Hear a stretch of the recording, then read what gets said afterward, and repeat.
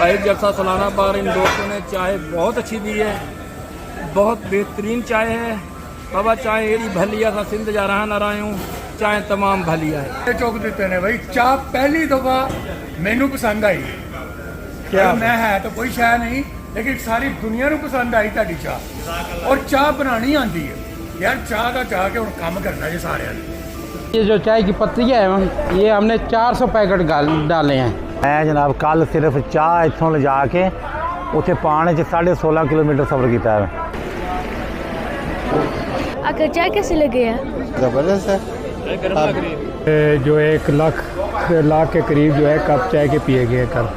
दुनिया में सबसे बड़ा चाय का स्टॉल अगर है तो वो हज़रत अक़दस मसीह मऊद अलैहिस्सलाम के जलसा जात हैं, उन मेहमानों के लिए तैयार किया जाता है।